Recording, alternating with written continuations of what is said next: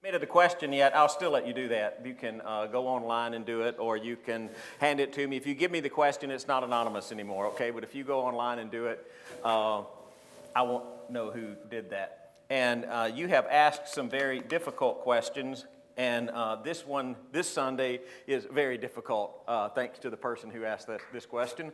It is in Genesis chapter 6, and got a Bible, you'll turn there. I'll read it to you in just a second. But the question is, who are the sons of God who took the daughters of men as wives, and who are the Nephilim?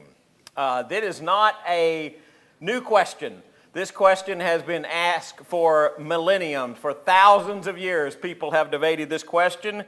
And it's usually rephrased in this question, which is, was there a race of giants on earth who descended from a relationship between spiritual beings and humans? And if there were they called the Nephilim? And I want to share a couple of quotes with you before we get started. The first one is by a gentleman named N.M. Sarna. He was a very talented scholar who wrote mostly on Genesis and Exodus. And just listen to what he says before I tell you what I think. The account given in these few verses, is surely the strangest of all the Genesis narratives. It is so full of difficulties as to defy certainty of interpretation. The perplexities arise from the theme of the story, from its apparent intrusiveness within the larger narrative, from its extreme terseness, and from some of its vocabulary and syntax. The passage cannot be other than a fragment of what was once a well-known and fuller story, now etched in the barest outline. There's some people who even think that Genesis 6 is mythology, like you would read mythology from other cultures. And this is a quote from a man named Meredith Kline, who was also a professor of the Old Testament. And by the way, he did not consider Genesis 6 to be mythology. He's just relating to what other people think, okay? Genesis 6, 1 through 4, according to the prevailing opinion of the day, is a piece of raw mythology. In fact, the claim is repeatedly made that it is the most blatant instance of that sort of thing anywhere in the sacred canon. It is supposed to relate how certain divine beings, enticed by the beauty of earthly women, entered into unholy wedlock with them, and so gave rise to a race of gigantic heroes of antiquity. Well, again, Meredith Kline didn't think it was mythology. I don't think it's mythology. I think it is the text, and I think the text is not mythology, so I think the text is true. So we'll have to dive in and start looking at Genesis 6, 1 through 6, and think, what in the world does it mean? So the best thing to do first is we'll just read it. All right, so Genesis 6. When man began to multiply on the face of the land, and daughters were born to them, the sons of God saw that the daughters of man were attractive, and they took them as their wives, any they chose. And the Lord said, My spirit shall not abide in man forever, for he is flesh. His days will be 120 years. The Nephilim were on the earth in those days, and also afterward, when the sons of God came into the daughters of men, and they bore children to them. These were the mighty men who were of old, the men of renown, or the men of the name. The Lord saw that the wickedness of man was great in the earth, and that every intention of the thoughts of his heart was only continually evil. And the Lord regretted that he had made man on the earth, and it grieved him to his heart. And the Lord said, I will blot out man whom I have created from the face of the land, man and animals and creeping things and birds of the heavens, for I am sorry that I have made them. But Noah found favor in the eyes of the Lord. The question that usually arises is, who are these sons of God, and who are these daughters of man? Now, there are, to tell you where we're going, there are basically three major interpretations of who the sons of God are, and I'm going to tell you those, and I'm going to tell you which one I pick, all right?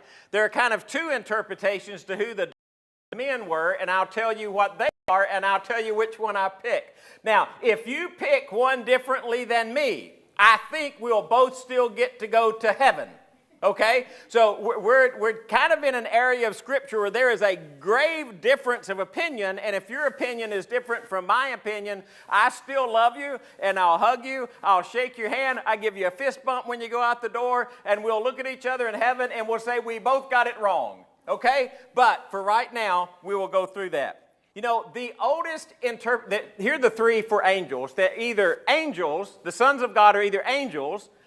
If y'all want a PowerPoint to this later, email me and I'll send you my PowerPoint. They're either angels or they're tyrannical rulers or they're sons of Seth are the three major interpretations. So the oldest interpretation that I know of that is in any kind of written form believes that the sons of God of Genesis chapter 6 were angels. Now, there are some old writings called the Old Testament pseudepigrapha. A pseudepigrapha is a book that's written, but it's given the name of somebody else. So it's when you write a book and you put somebody else's really important name on it that leads credence to your book, even though that book wasn't written by them. So, for example, if I sat down and I wrote the sayings of Moses, right? So I would write it, and I would call it the sayings of Moses. Now, Moses didn't write it. I just put his name on it. But there's a section of books like that it's called the Old Testament pseudepigrapha, and one of them is 1 Enoch. And in 1 Enoch, there is this interpretation about Genesis chapter 6 being angels. Now, I want to read some of it to you. This is not Scripture. Okay, it's not equated with the Bible. It's not on the same level as the Bible. However, it helps us understand what some people were thinking, and that's where its importance lies. I would not advise you to go home and read 1 Enoch, but if you want to, I got copies of it. So this is from 1 Enoch chapter 6. It's a kind of a commentary on Genesis chapter 6. It had 5 parts. And the oldest part was the Book of the Watchers. And the Book of the Watchers is about what happened in Genesis chapter 6. It was written somewhere between 200 years before Christ and 50 years before Christ. So this is pre-New Testament stuff. So this is what's written in the book of 1 Enoch. And it came to pass when the children of man had multiplied in those days and were born unto them beautiful and comely daughters, the angels, the children of the heavens, saw and lusted after them, and said to one another, Come, let us choose wives from among the children of men, and beget us children. And Samajah, who was their leader, said unto them, I fear you will not indeed agree to do this deed, and I alone will have to pay the penalty for such a great sin. In other words, he's thinking, okay, we're going to agree to do this, and all you other guys are going to chicken out. All right? This is my interpretation of 1 Enoch. And they all answered and said, Let us swear an oath, and all bind ourselves by mutual imprecations not to abandon this plan, but to do this thing. Then they all swore together and bound themselves by imprecations upon it. And there were in all 200 who descended in the days of Jared on the summit of Mount Hermon. And they called it Mount Hermon because they had sworn and bound themselves by imprecations upon it. So 200 angels in 1 Enoch descended. And it gives the names of the leaders. Then it tells what they did. So here's just another little section. And all the others together with them took unto themselves wives, and each chose for himself one, and they began to go in unto them and to defile themselves with them, and they taught them charms and enchantments and the cutting of roots, and made them acquainted with plants. And they, the women, became pregnant, and they bare great giants, whose height was 3,000 ells. That would be 4,500 feet tall for you, by the way, if you wanted them feet. That's a big fella, all right? Big fella. Who consumed all of the acquisitions of men, and when men could no longer sustain them, the giants turned against them and devoured mankind, and they began to sin against birds and beasts and reptiles and fish, and to devour one another's flesh and drink the blood. Then the earth laid accusation against the lawless ones. Okay, so Greg, you're saying, why are you reading to us 1 Enoch? Before any of the writings of the New Testament, there was this thought that the sons of God in Genesis chapter 6 were angels. Now remember, 1 Enoch is not text, it's not inspired, it's not on the same level with the Bible. It doesn't, and that doesn't prove that they were angels. It just tells you that there were some people who thought that they were angels. And 1 Enoch was read by a lot of people in first century times. It was a well-known book. In fact, Jude even quotes 1 Enoch in his epistle of Jude. That doesn't mean it's scripture. It just means that he quoted it because it was very well known. It's like Paul when he says, there was a Cretan guy who said all Cretans are liars. It doesn't mean in the text that every Cretan is a liar. Paul is quoting something that everybody else knows for use of an illustration. So when Jude needs an illustration for his epistle, he uses 1 Enoch, only to show you that it's a very well-known, well-read book of New Testament times. So it was well-known, and since it was well-known, it was well-read, and since it was well-read, a lot of people started thinking, okay, the sons of God, reading from 1 Enoch, those are angels. Now, quick aside, well, I hope y'all packed a lunch. A quick aside, family trees of gods was very prevalent in paganism.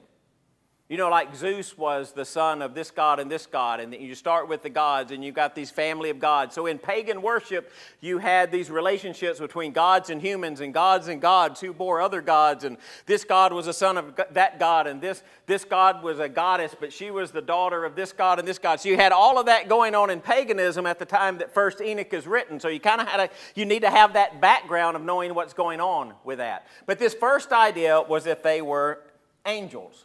Now, if you think they are angels, and there's some other support that people go to in the text. Because one of the things you would ask is you say, okay, sons of God. Well, it wasn't good, was it? Sons of God. So where else do we have in the text sons of God? Because maybe those sons of God will help us understand who these sons of God are. You follow that? So you start looking in the New Testament and you say, okay, in the Old Testament, where else do we have sons of God? Well, you've got them in Job chapter 1. Now, there was a day when the sons of God came to present themselves before the Lord, and Satan also came with them. When you read Job 1, what do you think about sons of God? Sounds like angels, doesn't it? I'll nod my head. That sounds like angels. Job chapter 2, verse 1 is almost exactly the same thing as Job chapter 1, verse 5. That same, the sons of God came to present themselves before God, and Satan came also with them. So in Job chapter 2, who does it sound like? Sounds kind of like angels, doesn't it? In Job chapter 38, verse 7, when the morning stars sang together, this is the creation of the earth, by the way. When the morning stars sang together and the sons of God shouted for joy, when the earth was created. What does that sound like? Y'all can answer, it's okay. This kind of sounds like angels, doesn't it? So if you look at other texts, you say, well, there are other uses of sons of God in the Old Testament where it looks like it's angels. Now, those are the only times we have the exact phrase, sons of God. But hang on to that thought because we're going to go somewhere else with it in a second. So just take that, kind of put it in your back pocket, put it right down in there. Say, sons of God, let me hang on to that phrase because Greg's going to come back to it. All right? Just put it in your pocket, you're hanging on to it. Okay, don't lose it. And then those who think they're angels say, well, there's some stuff in the New Testament that talks about angels. For if God did not spare angels when they sinned, but cast them into hell and committed them to chains of gloomy darkness to be kept until the judgment. And if he did not spare the ancient world, but preserved Noah, a herald of righteousness, with the 7 others when he brought a flood upon the world of ungodly. And they say, well, if God punished angels, he punished the angels who took daughters of men in Genesis chapter 6. So they use that as support.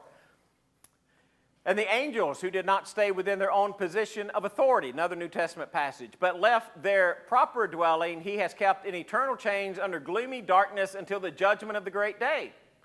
Just as Sodom and Gomorrah and the surrounding cities, which likewise indulged in sexual immorality and pursued unnatural desires, serve as an example by understanding a punishment of undergoing a punishment of eternal fire. Boy, my eyes are getting bad. I can't read that far back. I have to start looking up here. So you start looking at that and think, well, so there were angels who were punished. So the angels who were punished had to be the angels from Genesis chapter 6. Well, there's a little bit of a problem with just looking at it that narrowly, okay? There was a rebellion of angels. Seems like Satan was part of that rebellion of angels. We've always understood that as to be pride, because they tried to take the things that were only attributed to God. For example, in Genesis chapter 3, what did Satan say to Eve? If you eat this, you can become like God. Or when Satan said, if you'll fall down and worship me, putting him on equal plane or higher plane than God. So was the rebellion Genesis chapter 6, or was the rebellion something else? Was the rebellion before the creation of the world, before Satan was in the garden? The problem with saying these two New Testament passages were only Genesis 6 is you don't know when the rebellion occurred, so there'd have to be two rebellions of the angels if Genesis chapter 6 is a rebellion, because Satan had already rebelled before, because that was before Genesis chapter 3. You follow me? You with me?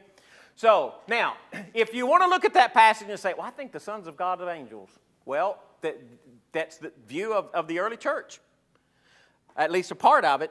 Jewish tradition, we can go to this. So early Jewish tradition, a lot of early Christian interpretation, you can go to the church fathers and read about Genesis 6. A lot of them had the idea that it was angels. Angels, they do take a human form in other passages, don't they? You had the men who visited Abraham that were angels, the men that went into Sodom and Gomorrah who were angels, and they looked like people. The angel who wrestled with Jacob, you figure, I think he looked like somebody when they were. So you do have these things in Scripture where angels take on the appearance of men, which is what you'd be talking about there. And there are those sons of God's passages that, it kind of looks like those, I think, definitely refer to angels, right? So if you want to say, well, I think they were angels, you've got pretty good support. Now, I think there are a couple of objections. Remember that passage I told you, that phrase I told you to put in your pocket? Okay, leave it in your pocket for right now, just to remember it. Sons of God's also used of those who are God's spiritual children. For example, the Israelites are called your sons or his sons. We're considered to be sons of God, regardless of gender, right? Sons of God, we can say daughters of God, be gender inclusive. There are those who are called sons of the living God. So it's not the exact phrase sons of God, but many places where believers in God who are called sons. Solomon is called my son, for example. So you can't just look at the grammatical elements of the Son of God. It's based more on theology than just some words. I got a good friend, Jim McGuigan. And Jim McGuigan says, I love this, a word only means what an author intends for it to mean. So the question is, what did Moses intend for it to mean? And that's what we're looking for. All right, so, you have this passage. Let me read this on my iPad so I can read it better. I could turn around and read it off of that, but... And Jesus said to them, the sons of this age marry and are given in marriage. But those who are considered worthy to attain to that age and to the resurrection from the dead neither marry nor are given in marriage. For they cannot die anymore, because they are equal to angels and are sons of God, being sons of the resurrection. So there Jesus refers to those who have part in eternal life and part of the resurrection. We're considered to be sons of God. So you got one that's, okay, maybe the sons of God are angels. There's another thought that they're tyrannical rulers. This came about 150 years after Christ. It was a Jewish rabbi, I think, at the very beginning, who read sons of God and thought angels and said, no, I don't think they're angels. I think they're kind of tyrannical rulers. They are people who are in authority and in places of position, and they're called sons of God. Now, we struggle with that one a little bit. This is my least favorite of the three, all right? Because you don't have any other place that they're really called sons of God. You're really going off kind of a pagan thought. Because the pagan thought was that when you had rulers in the Old Testament times, they were actually sons of deities. For example, the Egyptian king is called the son of Re. The Akkadian king is considered to be the offspring of one of the gods and the goddess. The Hittite king was called the son of the weather god. So since the world around them understood sons of God to be rulers, then that's the way Moses is using it here. It's just rulers of other nations, rulers of other people who are in positions of authority. For example, remember in Genesis chapter 5, maybe Genesis chapter 4, if you got Lamech and he takes 2 wives. You remember that? And he says, well, I've killed a man for insulting me and wounding me. And if Cain's, I can't remember exactly how to quote that, right? But if vengeance against Cain is going to be this much, then vengeance against me is going to be this much. He was kind of like a tyrannical ruler. So some people think that the sons of God, they're tyrannical rulers who ruled the world. If Cain's revenge is 7-fold, then Lamech's is 77-fold. And it's kind of consistent with Middle Eastern usage of the word. It's just not consistent with biblical usage of the word. So I don't really like that one. So I think that's the least likely. Then you have one that people think the sons of God were the sons of Seth. This one, to me, fits the context better. And let me kind of explain how it would go. So the contrast is between sons of God and daughters of men, right? So who are the sons of God? Who are the daughters of men? Well, Genesis chapter 4 gives the lineage of Cain. Remember, Lamech is in the lineage of Cain, and it goes through the lineage of Cain, those who are of Cain's descendants. Well, then, right after that, in Genesis chapter 5, you have all of Seth's descendants. Remember, Cain killed Abel. Let's do this, make sure we got it right. Cain killed Abel, right? And so then Seth was born because Cain, Eve said, well, Cain took a son, so God gave me another son. So you have the lineage of Seth, who seemed to be the godly, and the lineage of Cain, who seemed to be representative of those who were ungodly, just like you have divergent areas of culture, splitting of lineage. Well, some people think that the sons of Seth are the sons of God that's mentioned. So that what that would mean is that people who were followers of God saw daughters of men, and so they intermarried between those 2 cultures. You with me so far? Now, you see that reflected in other places in Genesis. For example, you have people who didn't want to be married to Canaanite women, right? So you go back to my own land, go back to my own people, find my son a wife from my own people, keep the lineage pure, keep the lineage going in the same way. So the daughters of man would either mean they were marrying daughters of Cain's descendants, or they were just marrying daughters in general. The idea is that they were just marrying whoever they wanted. You kind of see this reflected kind of in the New Testament as well. Don't be unequally yoked. No, the idea of keeping believers with believers, non-believers. And so you have this idea that really the sons of God are those men who are the descendants of Seth, and the daughters of man are those who are the descendants of Cain. But it doesn't say the daughters of Cain, right? It says the daughters of men. So it could be just men in general and not just the daughters of Cain. So then the idea is, the problem was intermarriage between followers of God and non-followers of God, that it was all getting mixed together. And it could be that it might have even been polygamy.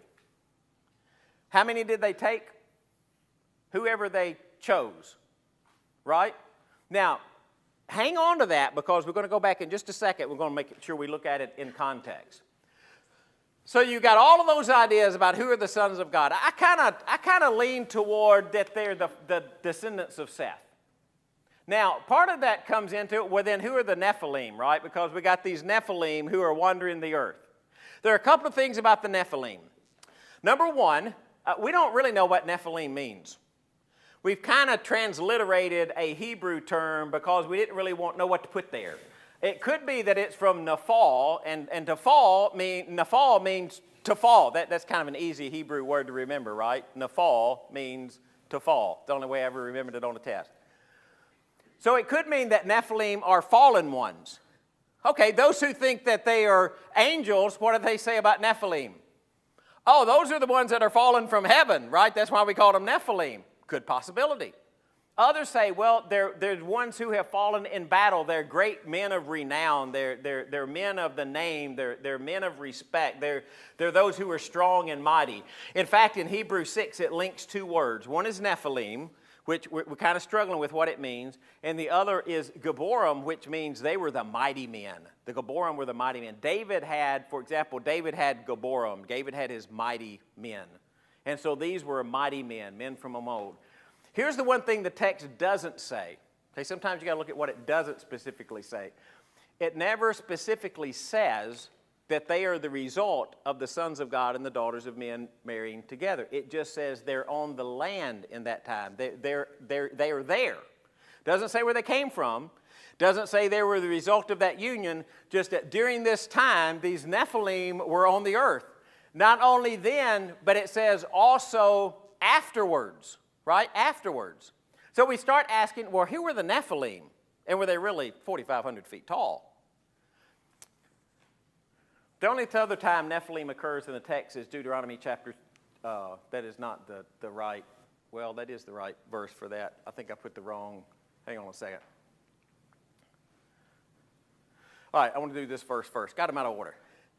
Numbers chapter 13, verse 3. And there we saw the Nephilim, the sons of Anak, who come from the Nephilim, and we seem to ourselves like grasshoppers, and so we seem to them. Anybody remember when that is? They send the spies into the land of Canaan, right? Oh, we saw the Nephilim there.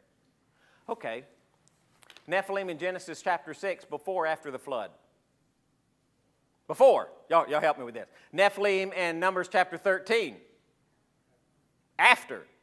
So you got, if they're really Nephilim, or are they just remembering that there used to be Nephilim? If they're really Nephilim, the descendants of Anak are from the Nephilim.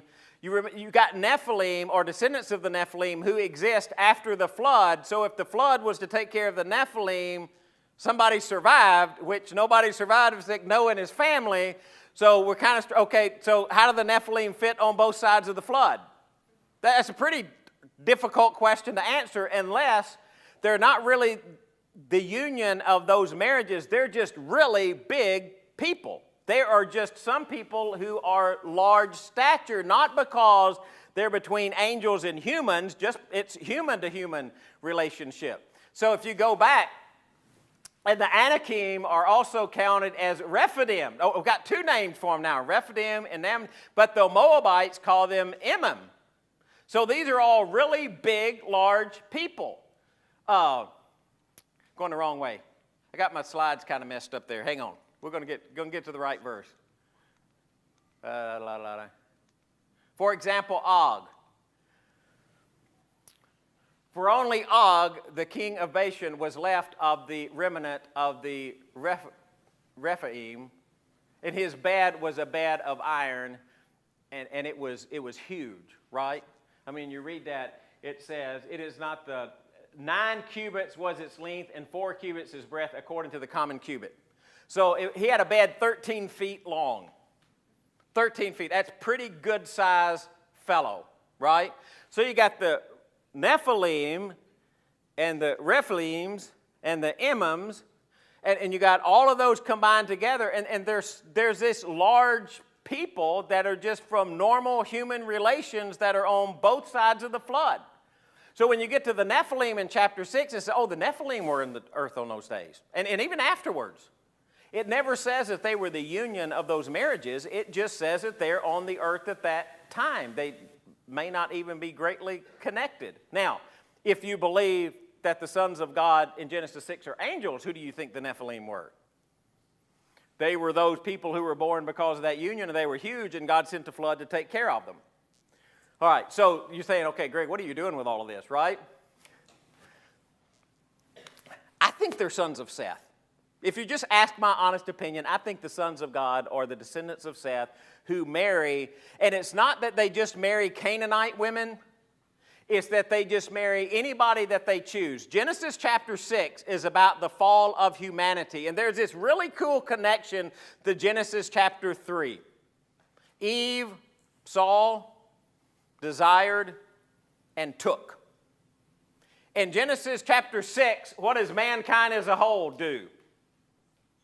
We see, we desire, and we take.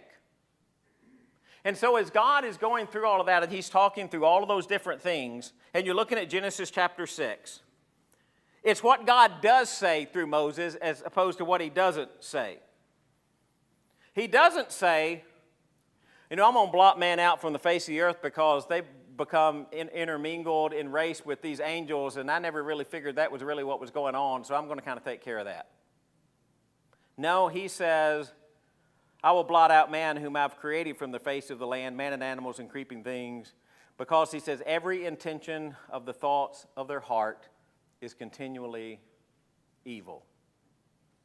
Every intention of their heart was continually evil.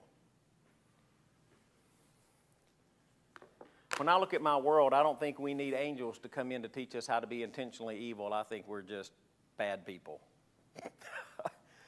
I think without God, we just spiral down into the depravity of humanity.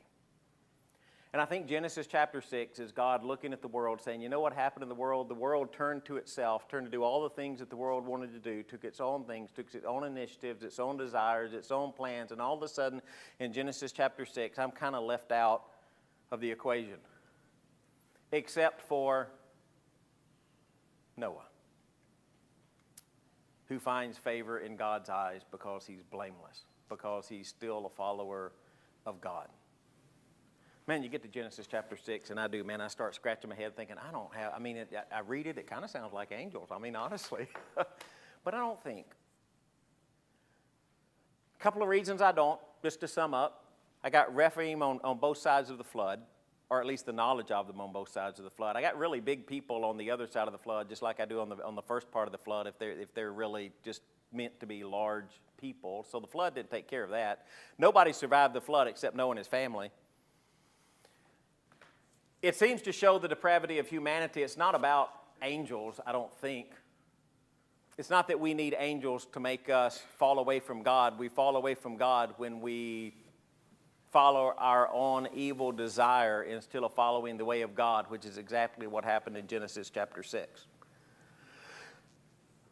Which leads me to the question, who are you following? Who are you following? So in Genesis chapter 6, Jim, you asked a question. I think it was the sons of Seth. And I don't think that the Nephilim were a result of the union of angels and humans. I think the Nephilim were just a collection of large people who were on the earth, and they were there both before and after the flood. Now, somebody might have read through all that whole sermon, and you might sit in your chair and you might say, well, I tell you what, I think they were angels. Do you know what I'm going to do to you when you tell me that you think that they were angels? I'm going to hug your neck and say, what? That's cool. That's cool because there's so much obscurity to it. Sometimes it's really hard to figure out. Don't miss the main point. It's where I'm going with this. Don't get so enamored on trying to figure out who the sons of God are and the daughters of men that you miss the point. The point of the passage in Genesis 6 is man followed his own evil desire and turned away from God, and humanity was depraved because of that. If humanity now turns to its own desire and turns away from God, what will happen to our culture, to our humanity? We will be exactly the same. Exactly. You just got to open your eyes and see it, right? Just have to open your eyes and see it. But Noah found grace in the eyes of the Lord. Don't read chapter 6 of Genesis, that first section, and get all confused and forget to ask, will you find grace in the eyes of the Lord? Will God look on you with favor because you have decided to follow Him with every ounce of your being?